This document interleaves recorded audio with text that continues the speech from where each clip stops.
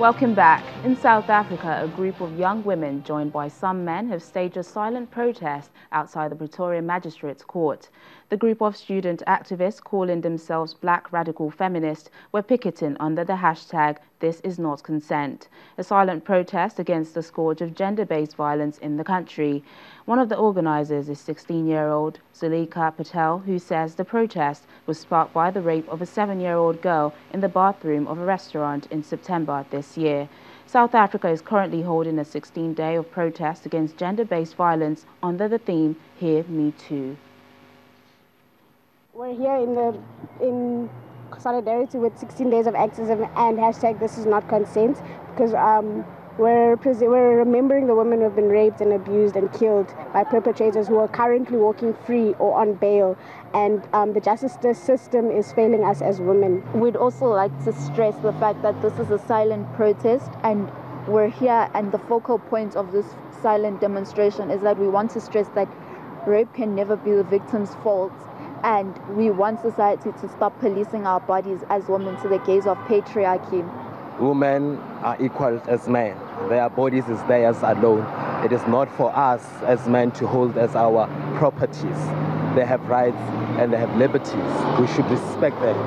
I am here to show that not all men do not respect women. I'm here to send a message that all men and boys, let us have respect for our women, and let us teach our young boys that to view women as people who are colossus in our world. When you see something like this, it's just another thing in your face. It's just another reminder to say, hold on, there's things that are happening. And I think in our everyday lives, this is something that happens so often, but we just kind of put our blinkers down and, well, it wasn't to me and it wasn't to my sister. So, this almost, or gender-based violence almost becomes the next norm. But when you see the protest happening, it's just another reminder to say someone was hurt, something happened to someone, and it's actually not okay.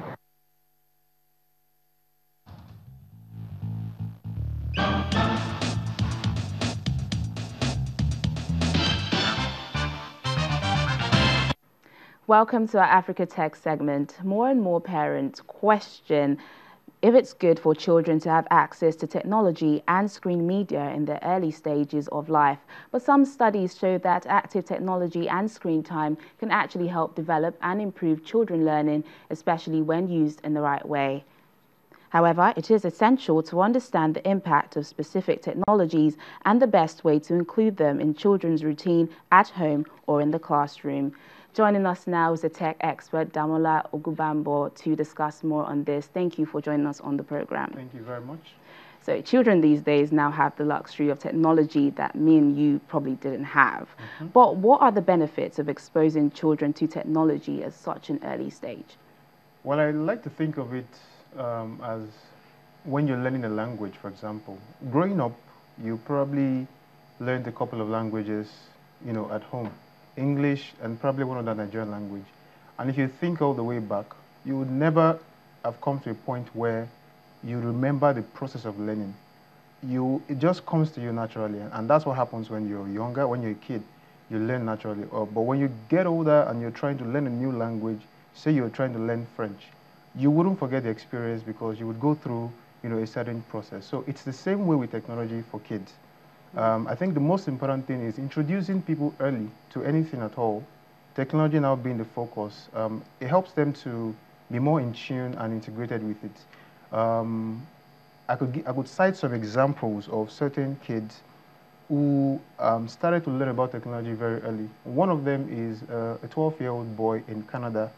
He was introduced to programming at the age of 5. By 9, he has done his first app. And by 12, he was employed by IBM to work on something called Watson. It's about artificial intelligence, and it's the kind of thing that even adult programmers would want to get such opportunities. So I think the benefit really to kids, one, it helps them to learn easily and better rather than when they get a bit older. And I think the second part to it for kids also is it builds their confidence over the time to help them see that they can do things, on their own, and they can solve problems practically. I think you touched on my next question about what opportunities are available in technology for children. But how can this be encouraged, especially with schools and the environment? Yeah, the opportunities are endless. And like you mentioned, schools, are the primary place of learning. And it's interesting that there are a number of people, who are getting into schools and trying to ensure that kids learn, the basics of technology in school. There are a number of them, and I think what really, I think the good thing is this, in schools, kids, when they have that time with computers, most times they're always excited and happy. It's out of the usual norm and, norm of the classroom. They feel more relaxed and they enjoy the environment even a lot better. So a lot of companies are going, a lot of non-profits are going into schools to teach kids, how to code, to help them learn so that it opens up opportunities for them. Opportunities could arise from having scholarships, for example, for really bright students who take on, that space very well. And, of course, there are many other opportunities that could open up. A case I would want to cite is also something that happened in Israel. A 13-year-old boy who created an app to detect, missiles that were coming into Israel. And it was all about the press. And that started at a very young age with, guidance and all that. He was able to develop that application, and a lot of them used it. So I think those are just a few cases of opportunities that are possible with learning technology very early. Well, some parents, have a problem with children using technology. It comes as a distraction to their education. But how young is too young for technology? I think if your kid becomes inquisitive enough to ask you questions, I think at that point it's okay to start to introduce them to technology. Of course, there's a need for parental guidance, pretty much in anything, as you expose them, to ensure that you reduce their screen time, and maybe you plan out the time for them as parents as to when they can, they can engage in these things. And besides screens, there are other aspects of technology. They could learn. There are other nice tools that don't even require to use computers or anything. They are just basic, like toys that you use to learn about, the basics of technology. Well, there are a lot of things out there, but isn't it crucial for parents, service providers and policymakers to be given evidence of base guidelines to help them navigate their children through technology and all that?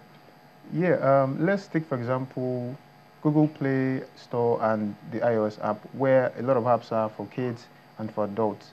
They have certain guidelines, for example, for everyone who develops an app and puts on that platform.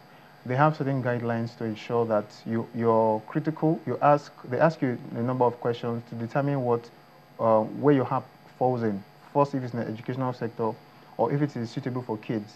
So all those guidelines are there to ensure, and the moment those things are put into place, they ensure that when the app gets out, age restrictions are already stated, even ahead of time. Tech expert Damola Ogubambo, thank you for joining us on Network Africa. It's been very insightful. Thank you very much for having me.